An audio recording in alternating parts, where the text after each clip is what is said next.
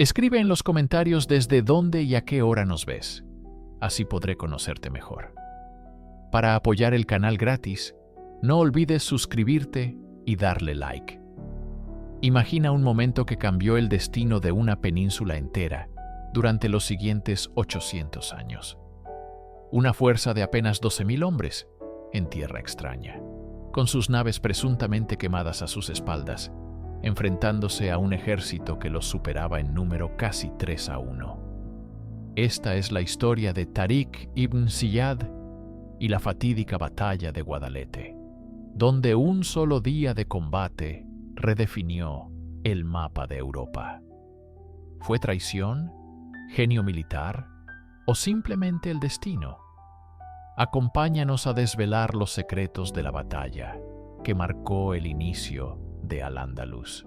A principios del siglo VIII, el reino visigodo de Hispania era una sombra de su antiguo poder, un coloso con pies de barro carcomido desde dentro.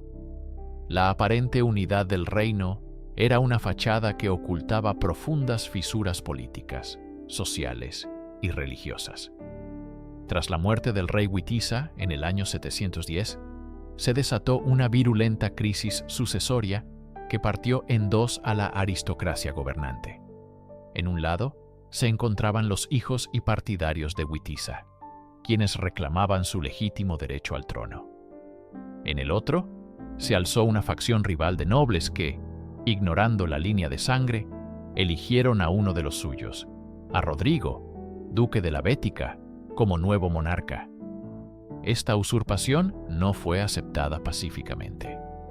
El reino se sumergió en una guerra civil de facto, con el norte y el este de la península apoyando a los witizanos, mientras que el sur y el centro se mantenían leales a Rodrigo. Las luchas intestinas eran una sangría constante de recursos y hombres. La nobleza, enfrascada en sus disputas de poder, descuidaba la administración y la defensa de las fronteras. El campesinado sufría bajo una opresión feudal cada vez más asfixiante, y las malas cosechas y las epidemias habían debilitado aún más la estructura social. Existía un descontento generalizado y una sensación de que el orden establecido se desmoronaba. El reino visigodo, dividido contra sí mismo, presentaba una vulnerabilidad crítica. Era un estado fragmentado, con una élite gobernante más interesada en sus propias rencillas que en la seguridad colectiva. No sabían que, al otro lado del estrecho, una nueva potencia observaba atentamente sus debilidades, esperando la oportunidad precisa para intervenir en un conflicto que, sin saberlo, estaban a punto de internacionalizar. En medio del caos que consumía a Hispania, una figura clave emergió en la orilla africana del estrecho de Gibraltar. Se trataba del conde don Julián, gobernador de Ceuta. Su lealtad es un tema de debate histórico. Algunos lo consideran un exarca bizantino, otros un noble visigodo al servicio del reino, pero todos coinciden en su posición estratégica. Julián era un aliado del difunto rey Witiza y, por tanto, un enemigo acérrimo del usurpador Rodrigo. Viendo a su facción perder terreno en la guerra civil, tomó una decisión que alteraría el curso de la historia para siempre. Buscó ayuda externa. Al otro lado del mar se encontraba el poder emergente del califato omeya, cuyo gobernador en el norte de África, Musa ibn Nusayr, había consolidado un vasto territorio. La leyenda, popularizada por crónicas posteriores, teje una historia más personal y dramática, la de la hija de Julián, Florinda la Cava, quien habría sido deshonrada por el propio rey Rodrigo. Este ultraje personal, según el relato, fue la chispa que encendió el deseo de venganza de Julián. Si bien esta narrativa pudo ser un adorno romántico para justificar una traición, la realidad política era motivo suficiente. Julián, conocedor de la geografía, las defensas y las divisiones internas de Hispania, se presentó ante Musa, Le ofreció información invaluable y, lo más importante, su flota para cruzar el estrecho. A cambio, pedía apoyo militar para derrocar a Rodrigo y restaurar en el trono a los herederos de Witiza. Musa, un político y estratega astuto, vio una oportunidad sin precedentes.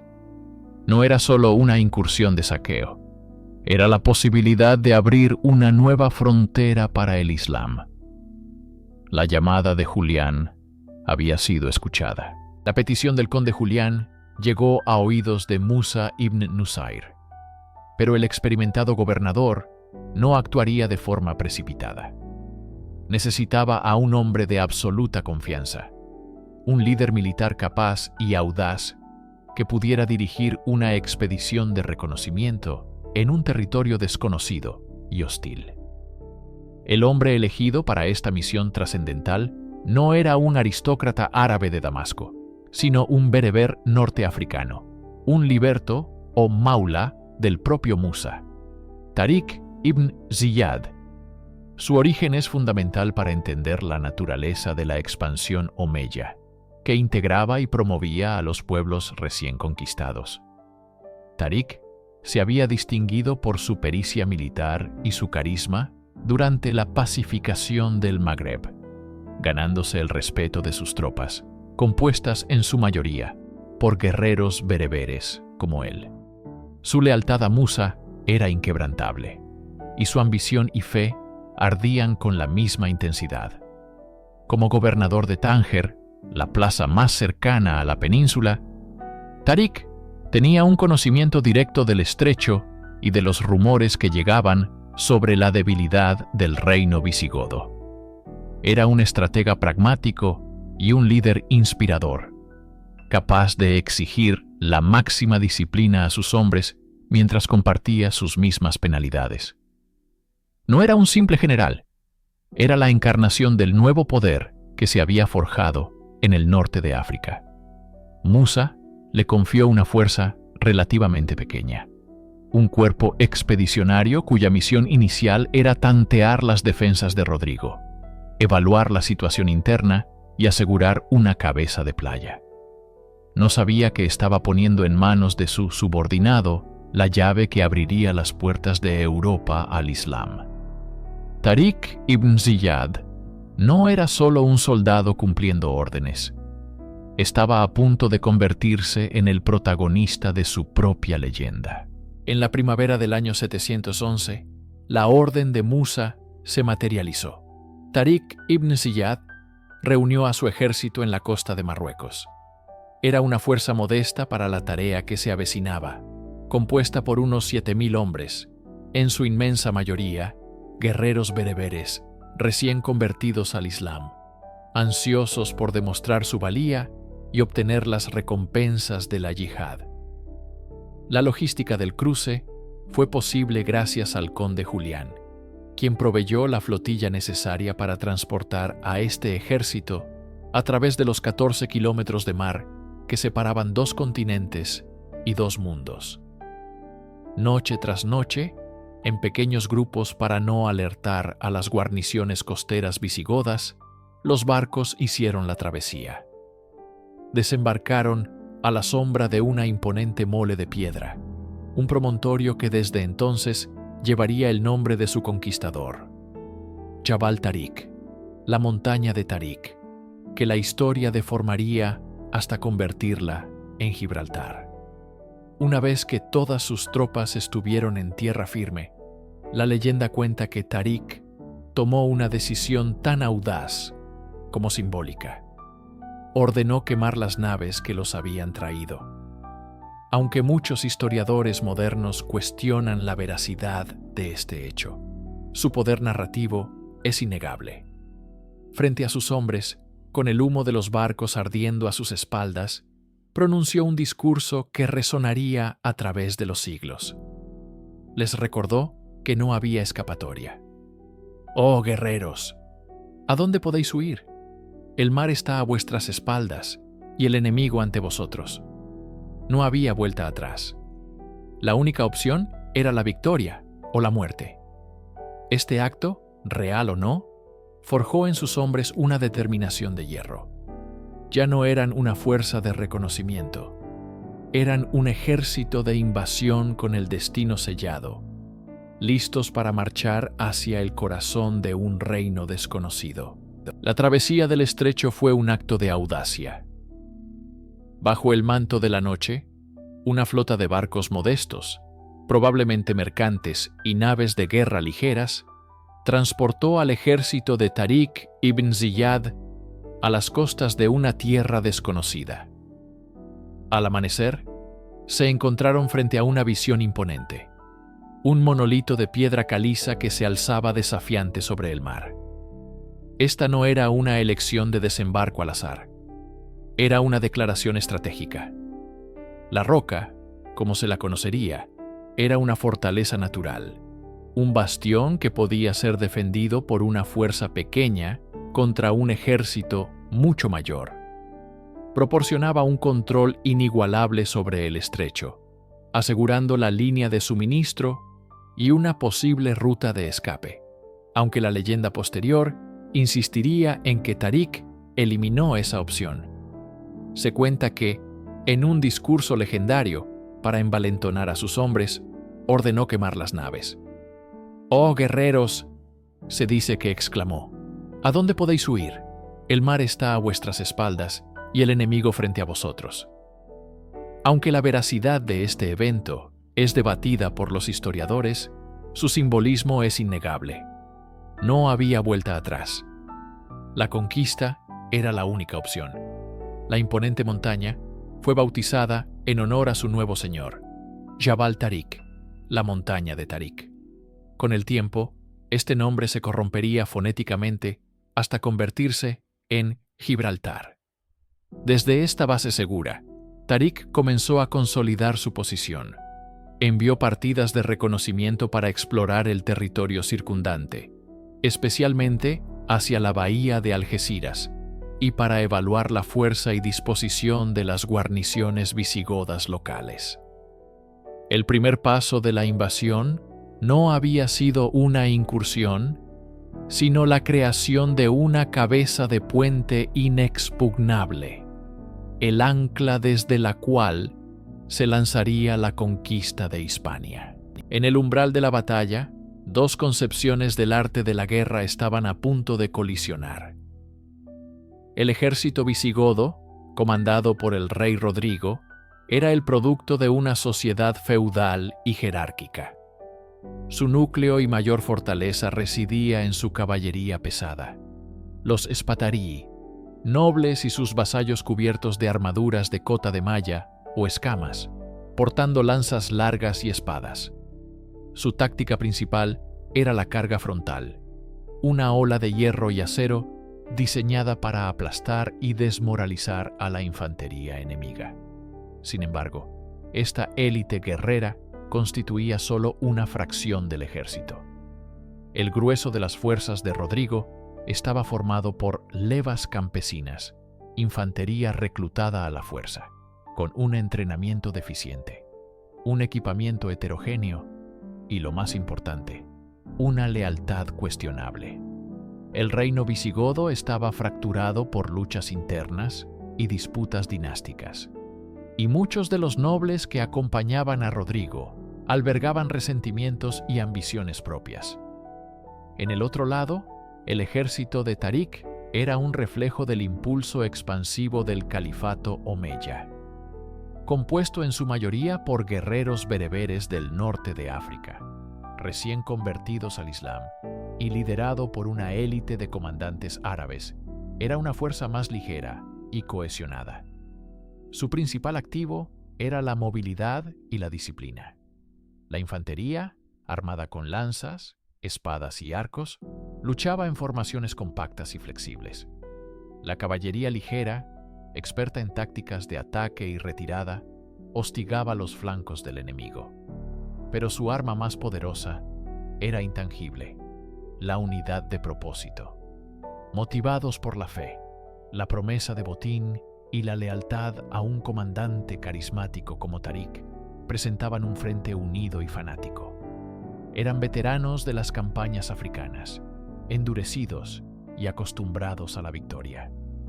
Era la pesada, pero dividida, maquinaria feudal contra la fuerza ligera, unida y ferviente. La noticia de la invasión no llegó de inmediato al rey visigodo. Rodrigo se encontraba en el norte de la península, probablemente en Pamplona, ocupado en una campaña para sofocar una de las recurrentes rebeliones de los vascones. Estaba a cientos de kilómetros del punto de desembarco, en el extremo opuesto del reino. Los primeros informes que llegaron a través de mensajeros exhaustos podrían haber sido confusos, hablando de una incursión más, como tantas otras que habían asolado las costas del sur.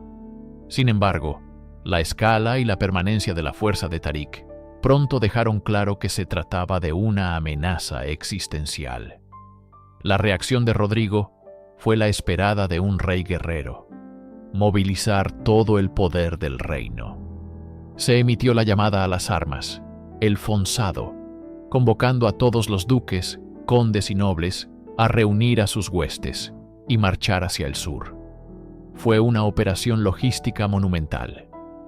Desde Galicia, la tarraconense y la cartaginense, contingentes de guerreros comenzaron un largo y arduo viaje hacia un punto de encuentro, probablemente Córdoba, antes de continuar hacia el sur. La marcha fue lenta y agotadora. Miles de soldados y caballos tuvieron que ser alimentados y abastecidos mientras cruzaban la meseta y las sierras de Hispania. El ejército que se congregó era inmenso para los estándares de la época, una demostración de la fuerza teórica del reino visigodo. Sin embargo, este despliegue masivo también revelaba sus debilidades. La movilización fue lenta, dando a Tarik un tiempo precioso para consolidar su posición, recibir refuerzos de África y estudiar el terreno. Rodrigo, confiado en su abrumadora superioridad numérica y en el poder de su caballería pesada, marchaba hacia una confrontación decisiva, subestimando la disciplina, la motivación y la brillantez táctica del enemigo que le esperaba. Mientras la imponente hueste visigoda avanzaba pesadamente hacia el sur, Tarik ibn Ziyad no esperaba pasivamente. Aprovechó el tiempo ganado por la lenta movilización de Rodrigo para moverse estratégicamente hacia el interior. Dejó atrás la seguridad de Gibraltar y avanzó por la región de Algeciras, familiarizándose con la geografía y buscando el lugar idóneo para la batalla inevitable. Sabía que enfrentarse a la caballería pesada visigoda en una llanura abierta y firme sería un suicidio táctico para su infantería, más ligera. Necesitaba un terreno que neutralizara la principal ventaja de su enemigo. Su búsqueda lo llevó a las cercanías del río Guadalete, aunque la ubicación exacta sigue siendo objeto de debate académico, situándose probablemente cerca de la antigua laguna de la Janda o en los llanos de Barbate. El paisaje de la zona era una mezcla de colinas suaves, praderas y zonas pantanosas cercanas al curso del río y la laguna. Este terreno irregular y en algunos puntos blando era perfecto para los planes de Tarik. Limitaría la eficacia de una carga de caballería masiva, rompiendo su cohesión y agotando a los caballos. Cuando el ejército de Rodrigo finalmente llegó a la región, cansado por la larga marcha, encontró a Tarik posicionado de manera ventajosa. A pesar de las dificultades del terreno, Rodrigo, quizás por arrogancia o por el deseo de aplastar la invasión de un solo golpe, aceptó el desafío. Los dos ejércitos acamparon a la vista el uno del otro, separados por el río o el terreno pantanoso. Durante varios días, solo hubo escaramuzas menores entre patrullas de reconocimiento. La tensión crecía con cada hora que pasaba. El aire se cargó con el ruido de los campamentos, el olor a caballos y el brillo de miles de armas bajo el sol de julio. La elección del campo de batalla estaba hecha y favorecía al invasor. En la víspera de la batalla, con sus tropas superadas en número y a cientos de kilómetros de su hogar, Tariq ibn Ziyad se enfrentó a un desafío que trascendía la mera táctica militar: la moral de sus hombres.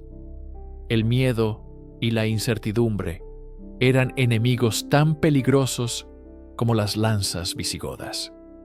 Fue en este momento crítico, con la silueta de la roca que llevaría su nombre a sus espaldas, cuando Tariq pronunció un discurso que se convertiría en leyenda, una pieza de oratoria tan afilada como cualquier espada.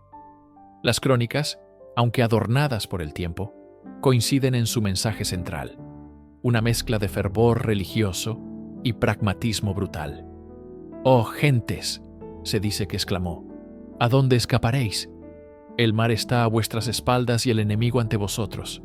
Por Dios, no tenéis más salvación que vuestra sinceridad y vuestra paciencia». Con estas palabras, eliminó cualquier noción de retirada. El camino de vuelta no existía. La leyenda añade un acto aún más dramático: la quema de sus propios barcos, un gesto simbólico que convertía la península en una isla de la que solo se podía salir mediante la victoria o la muerte. Tariq no solo les habló de deber, sino también de oportunidad. Les describió las riquezas de Al-Ándalus, sus tierras fértiles, sus palacios y sus tesoros, contrastándolos con la pobreza de su Magreb natal. La victoria no solo significaba la gloria para su fe, sino también una recompensa terrenal inimaginable. Este discurso transformó a un ejército de invasores nerviosos en una fuerza de combatientes fanáticos y decididos. Cada hombre sabía que no luchaba solo por su comandante o su califa, sino por su propia supervivencia y por un futuro glorioso. El miedo fue reemplazado por una resolución de acero. Al amanecer del 19 de julio del año 711, la niebla matutina se disipó lentamente sobre el valle del río Guadalete, revelando una escena de inminente violencia. Dos mundos, dos ejércitos, dos destinos, se observaban a través de una llanura que pronto se empaparía de sangre. En un lado, el ejército visigodo de Don Rodrigo, una fuerza imponente que las crónicas describen como vasta y formidable. Su núcleo estaba compuesto por la caballería pesada, nobles y sus levas personales, una masa de hierro y acero que brillaba bajo el sol andaluz. Sus estandartes, ondeando con orgullo, representaban siglos de dominio sobre Hispania. En el otro lado, las fuerzas de Tariq, visiblemente inferiores en número pero compuestas por veteranos de las conquistas norteafricanas. Eran una fuerza más ligera, más móvil, con una caballería bereber ágil y una infantería disciplinada. La tensión era un ente palpable, un silencio pesado solo roto por el relincho de los caballos, el sonido metálico de las armas al ajustarse y los gritos de los oficiales. El primer contacto no fue una carga masiva, sino una serie de escaramuzas calculadas. Grupos de jinetes de ambos bandos galoparon hacia el espacio neutral, probando las defensas del enemigo, intercambiando jabalinas y provocaciones. Arqueros musulmanes lanzaron las primeras andanadas, buscando encontrar huecos en la imponente línea visigoda. Estos primeros choques eran una danza mortal, una forma de medir la resolución y la formación del adversario. Cada flecha que encontraba su blanco, cada jinete que caía, aumentaba la presión en las líneas principales. Era una guerra psicológica tanto como física, un preludio sangriento antes de que la orquesta completa de la batalla desatara su furia. El sol ascendía en el cielo cuando sonaron los cuernos de guerra visigodos, una señal atronadora que desencadenó el primer acto principal de la batalla. La tierra comenzó a temblar. La élite del ejército de Don Rodrigo, su temida caballería pesada, inició la carga. Era una visión aterradora, una muralla viviente de acero y músculo equino que avanzaba a una velocidad creciente. Esta era la táctica de choque por excelencia de la Europa medieval, diseñada para aplastar la línea de infantería enemiga con un solo impacto devastador, rompiendo su cohesión y su moral. Lanzas en ristre, los caballeros visigodos se convirtieron en un proyectil humano destinado a aniquilar el centro del ejército de Tarik. Sin embargo, el comandante bereber no era un neófito en el arte de la guerra. Había anticipado esta maniobra. En lugar de recibir la carga como un yunque pasivo, sus fuerzas respondieron con una estrategia disciplinada y flexible. Sus flancos, compuestos por la ágil caballería bereber, no se enfrentaron directamente a la carga, sino que se movieron para hostigar los costados de la formación visigoda, lanzando jabalinas y realizando ataques rápidos para sembrar el desorden. Al mismo tiempo, las primeras filas de su infantería y sus arqueros desataron una lluvia de proyectiles. Las flechas oscurecieron el sol, buscando los puntos vulnerables de los jinetes, y sobre todo, sus monturas. Un caballero sin su caballo es simplemente un infante pesado y lento.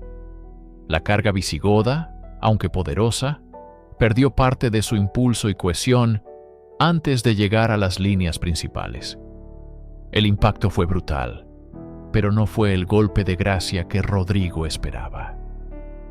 La línea musulmana se dobló, pero no se rompió, absorbiendo la energía cinética de la carga y transformando la batalla en un combate cuerpo a cuerpo caótico y sangriento.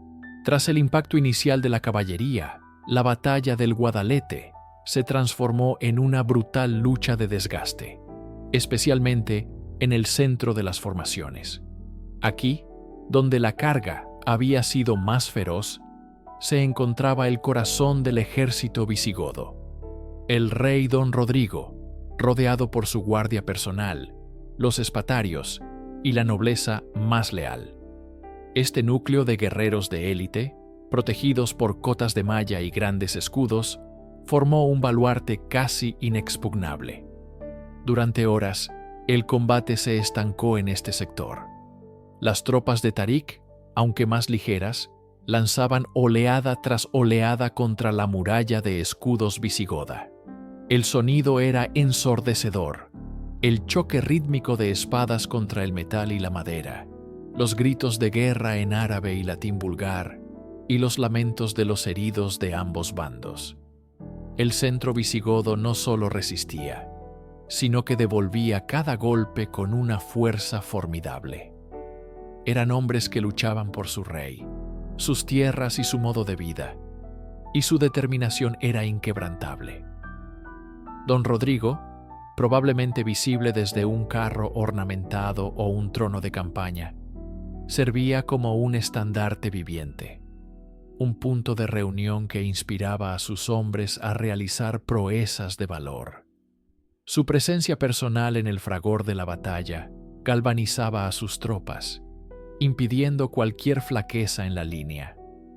Tarik se dio cuenta de que mientras ese centro resistiera, mientras el rey fuera visible para sus hombres, la batalla no podría ganarse. El ejército visigodo, a pesar de su rigidez táctica, poseía una resistencia y un coraje formidables. El destino de la contienda pendía de un hilo, dependiendo de qué lado se agotaría primero. ¿Qué voluntad se quebraría antes bajo la presión incesante de la matanza? En el fragor de la batalla, mientras el acero chocaba y el polvo del valle del Guadalete se teñía de sangre, el destino del reino visigodo no se decidió únicamente por la habilidad marcial o la superioridad táctica. Se selló con un acto de traición calculado, una herida autoinfligida en el momento más crítico. Al mando de las dos alas del imponente ejército de don Rodrigo se encontraban los hijos del difunto rey Witiza, Cisberto y Opas. Albergaban un profundo resentimiento hacia Rodrigo, a quien consideraban un usurpador del trono que legítimamente les pertenecía. Veían en la invasión musulmana no una amenaza existencial para su pueblo, sino una oportunidad política para derrocar a su rival y reclamar el poder. En el apogeo del combate, cuando las líneas del centro, comandadas por el propio rey, resistían con fiereza la presión de las tropas de Tarik, se dio la orden fatal. Los flancos witizanos, en lugar de envolver al enemigo o reforzar las posiciones comprometidas, simplemente se dieron la vuelta y se retiraron del campo de batalla. No fue una retirada caótica, fue una maniobra deliberada y ordenada que dejó al descubierto los costados del ejército real. El efecto fue instantáneo y devastador. Tarik, estratega consumado, vio la brecha y no dudó un instante. Lanzó a su caballería bereber, ágil y letal, a través de los huecos recién creados. El pánico se extendió por las filas visigodas más rápido que el fuego. Los soldados del centro, que luchaban valientemente contra un enemigo frontal, se vieron de repente atacados por los flancos y la retaguardia. La cohesión se rompió, la formación colapsó, y la estructura de mando se evaporó en un torbellino de confusión y miedo. El plan de los witizanos había funcionado a la perfección, pero sus consecuencias superarían con creces sus ambiciosas y miopes expectativas. La traición de los witizanos fue la chispa que prendió la pólvora. Lo que hasta ese momento era una batalla incierta, se transformó en una masacre unilateral. El ejército visigodo, una fuerza que había dominado la península durante siglos, se desintegró en cuestión de horas. El colapso no fue gradual, fue un desplome absoluto y catastrófico. La sólida pared de escudos del centro, ahora rodeada, se fracturó en 1000 pedazos. La disciplina se evaporó, reemplazada por el instinto primario de supervivencia. La batalla se convirtió en una huida desesperada hacia el norte, una carrera por la vida en la que cada hombre luchaba por sí mismo. Los pesados escudos, las lanzas y las espadas que habían sido símbolos de su poder, ahora eran lastres mortales que los soldados arrojaban para ganar velocidad. La caballería de Tarik, implacable, se convirtió en la ejecutora de la victoria. Jinete y montura, acostumbrados al terreno y a la persecución, se abalanzaron sobre los fugitivos. El río Guadalete, que había sido la línea de defensa, se convirtió en una trampa mortal, sus aguas teñidas de rojo, mientras los visigodos intentaban cruzarlo presas del pánico. La nobleza goda, el corazón militar y administrativo del reino, fue aniquilada en esa jornada. Condes, duques y guerreros de élite cayeron en el campo o durante la caótica retirada. No fue solo una derrota militar, fue la decapitación de toda una estructura de poder.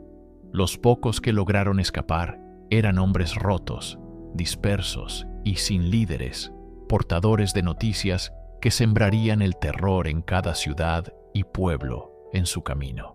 El ejército que debía proteger Hispania había dejado de existir, y con él se abría una puerta infranqueable para los conquistadores, que ahora tenían ante sí un reino sin cabeza y sin espada para defenderse. En medio del caos y la carnicería de la huida, una pregunta resonaba con urgencia.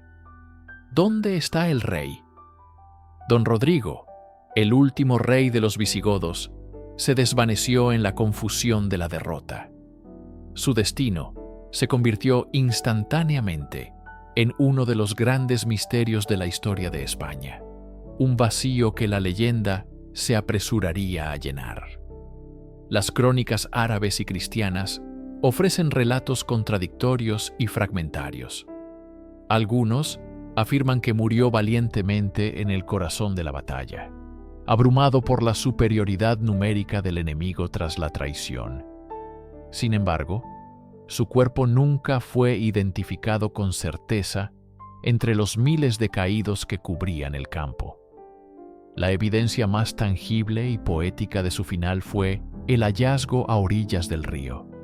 Allí, hundidos en el lodo, encontraron a su famoso caballo de guerra, Orelia, junto con sus insignias reales, su corona, su espada y sus botas ricamente ornamentadas. Pero del rey no había ni rastro. Este hecho alimentó un sinfín de especulaciones. ¿Se ahogó al intentar cruzar el río, arrastrado por la corriente y el peso de su armadura? ¿O logró escapar, despojándose de sus símbolos para no ser reconocido? Surgieron leyendas que hablaban de un rey fugitivo, vagando como un ermitaño penitente por las tierras de Lusitania, atormentado por la culpa de haber perdido su reino. Otras historias sugerían que había logrado reagrupar a un puñado de leales en el norte, muriendo en una escaramuza posterior. La incertidumbre sobre su muerte tuvo un efecto paralizante. Un rey muerto puede tener un sucesor, un mártir que inspire resistencia. Un rey desaparecido, en cambio, crea un vacío de poder y deja la puerta abierta a una esperanza vana, impidiendo que un nuevo líder pudiera unificar la resistencia visigoda. El trono vacío de Rodrigo se convirtió en el símbolo definitivo de un reino que había dejado de existir. Tariq ibn Ziyad comprendió de inmediato que la victoria en Guadalete era solo el principio. Un ejército derrotado podía reagruparse. Un reino sin rey podía encontrar un nuevo líder. La velocidad era su mayor arma. No dio tiempo al enemigo para recuperarse del shock. Con sus tropas aún exultantes por la victoria, ordenó marchar hacia el norte, hacia el corazón del poder visigodo. Los restos de la nobleza goda intentaron organizar una última línea de defensa desesperada cerca de la ciudad de Écija. Pero eran una sombra del ejército que había luchado días antes. Sus hombres estaban desmoralizados, agotados y aterrorizados por la reputación de las fuerzas invasoras. La batalla de Écija fue breve y brutal.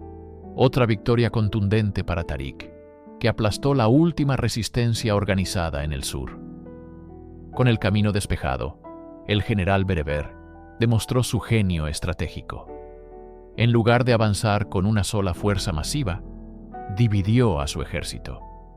Envió a su lugarteniente, Mughith al-Rumi, a tomar la importante ciudad de Córdoba, mientras otros destacamentos se dirigían a asegurar puntos clave como Málaga y Granada.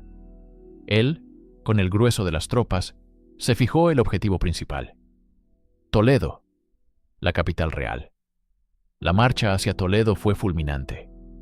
Las ciudades y fortalezas en su camino, al enterarse de la aniquilación del ejército real, apenas ofrecieron resistencia. Toledo, el centro político, religioso y simbólico del reino, cayó casi sin luchar.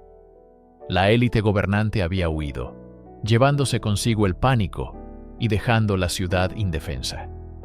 Algunas crónicas sugieren que la población judía, largamente perseguida por la monarquía visigoda, pudo haber facilitado la entrada a las tropas de Tariq. La captura de la capital, junto con el fabuloso tesoro real visigodo, fue el golpe de gracia.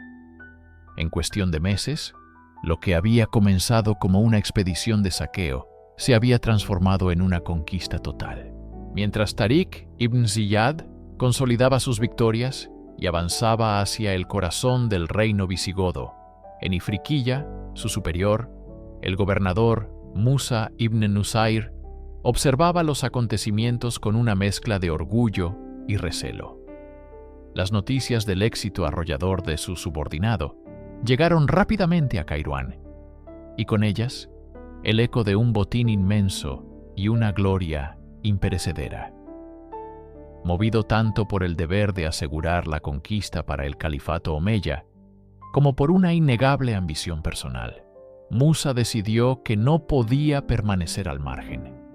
No iba a permitir que un liberto bereber se llevara todo el mérito de una de las conquistas más espectaculares de la historia islámica. En el año 712, apenas un año después del desembarco de Tarik, Musa cruzó el estrecho con un ejército formidable, compuesto por unos 18.000 hombres, en su mayoría árabes de pura cepa, la élite militar del califato. Su llegada no fue la de un simple refuerzo, sino la del poder establecido que venía a tomar el control. En lugar de seguir la ruta de Tarik, Musa trazó su propio camino de conquista, sometiendo las ciudades que su general había pasado por alto o asegurado, con pactos menos formales. Se dirigió hacia el oeste, tomando Medina Sidonia y Carmona, antes de someter a la poderosa Sevilla, tras un arduo asedio. Su campaña más dura fue la conquista de Mérida, una ciudad fuertemente fortificada y defendida por la élite visigoda que había huido del sur. Tras meses de asedio, la ciudad finalmente capituló. Con el oeste asegurado, Musa se dirigió a Toledo para encontrarse finalmente con Tarik. Las crónicas describen un encuentro tenso, donde el gobernador reprendió públicamente a su general por su supuesta insubordinación al avanzar sin órdenes directas. La llegada de Musa marcó el fin de la fase inicial y audaz de la invasión, y el comienzo de una conquista sistemática y organizada que transformaría la península para siempre. Con la estructura de poder del reino visigodo completamente desmantelada tras Guadalete y las campañas posteriores de Tarik y Musa, la península ibérica se encontraba en un vacío de autoridad. Este vacío fue rápidamente llenado por los conquistadores, que comenzaron a sentar las bases de una nueva provincia del vasto califato omeya. Este nuevo territorio recibiría un nombre que resonaría a través de los siglos: Al-Ándalus. La consolidación del poder no fue únicamente un acto de fuerza bruta. Los nuevos gobernantes demostraron un notable pragmatismo político. En lugar de intentar imponer su autoridad de manera violenta en cada rincón, ofrecieron pactos y tratados, conocidos como Sulh, a las ciudades y a los nobles visigodos que estuvieran dispuestos a someterse. El más famoso de estos fue el Pacto de Teodomiro, en el sureste, que garantizaba al noble visigodo y a su pueblo el derecho a mantener sus tierras, su autonomía local y la práctica de su fe cristiana a cambio del pago de un impuesto per cápita, la jizya, y la lealtad al nuevo poder. Esta estrategia fue fundamental para una transición relativamente pacífica en muchas áreas, permitiendo que la administración continuara funcionando y evitando rebeliones generalizadas. Inicialmente, Sevilla fue establecida como la primera capital, pero pronto el centro administrativo se trasladó a Córdoba, una ciudad destinada a convertirse en una de las metrópolis más importantes del mundo medieval. Se nombraron gobernadores, se estableció un sistema fiscal y se comenzó a distribuir la tierra entre los conquistadores árabes y bereberes. No fue simplemente un cambio de régimen, fue el inicio de una profunda transformación cultural. La llegada de la lengua árabe, la religión islámica y las costumbres orientales comenzó a mezclarse con el sustrato hispano-romano y visigodo, sembrando las semillas de una civilización única y brillante que definiría la historia de la península durante los siguientes 800 años. Pocas imágenes son tan poderosas en la narrativa de la conquista como la de Tarik ibn Ziyad, de pie en la orilla, contemplando las llamas que consumen su propia flota. El gesto es el símbolo supremo del compromiso absoluto. Un líder que elimina cualquier posibilidad de retirada, forzando a sus hombres a una elección binaria entre la victoria o la muerte.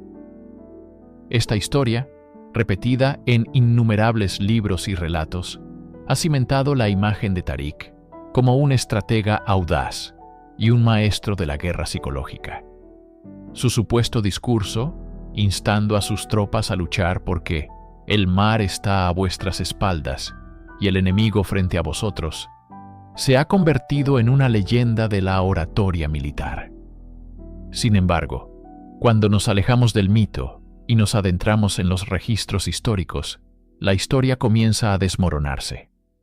Las fuentes más tempranas y fiables, las crónicas árabes de los siglos VIII y IX, que describen la invasión, no mencionan en absoluto este dramático evento.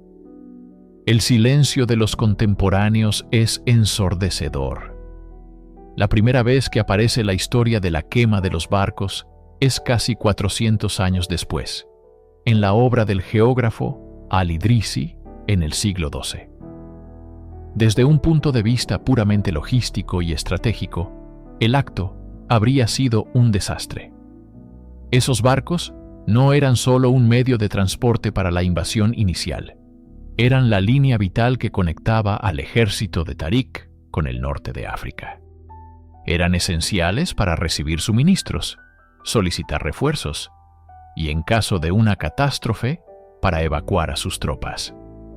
Destruir esta conexión habría sido un acto de imprudencia temeraria, no de genio militar.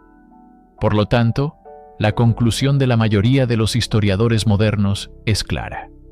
La quema de los barcos es una fabricación posterior, una leyenda creada para engrandecer la figura ya de por sí heroica de Tariq. Es una historia magnífica, pero no es historia. Es un poderoso mito que habla más sobre cómo las generaciones posteriores quisieron recordar la conquista que sobre cómo ocurrió en realidad.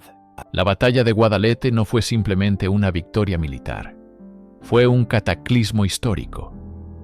En el transcurso de unos pocos días, en el verano del 711, el destino de la península ibérica fue irrevocablemente alterado. Un reino que había perdurado durante 3 siglos, el heredero de la Hispania romana, se derrumbó de una manera que nadie podría haber previsto.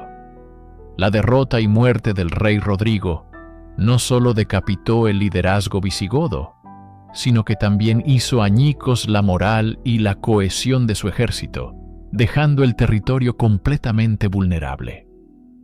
Lo que siguió no fue una guerra de desgaste, sino un avance casi sin oposición. La batalla fue la llave que abrió la puerta de toda la península. Sin ella, la incursión de Tariq podría haber sido simplemente una de las muchas razias que asolaban las costas mediterráneas. Pero la aniquilación del ejército real en Guadalete transformó una expedición de saqueo en una conquista a gran escala. Su impacto se extendió mucho más allá del campo de batalla. Marcó el fin de la era visigoda y el comienzo de casi 800 años de presencia islámica en la península. Dio a luz a Al-Ándalus, una civilización que se convertiría en un faro de conocimiento, arte y ciencia en una Europa mayoritariamente sumida en la oscuridad. Las consecuencias de esa semana de lucha definieron la totalidad de la Edad Media española. La historia posterior de la península se convirtió en una narrativa de interacción constante entre musulmanes, cristianos y judíos, una compleja danza de coexistencia o convivencia y conflicto, la Reconquista. Desde la majestuosidad de la Mezquita de Córdoba y la Alhambra de Granada, hasta el desarrollo de la filosofía, la medicina y las matemáticas, el legado de Al-Ándalus, nacido de la victoria en Guadalete, es innegable. Aquella batalla en un río anónimo no solo cambió la historia de España, sino que reconfiguró el mapa cultural y político del Mediterráneo occidental para siempre.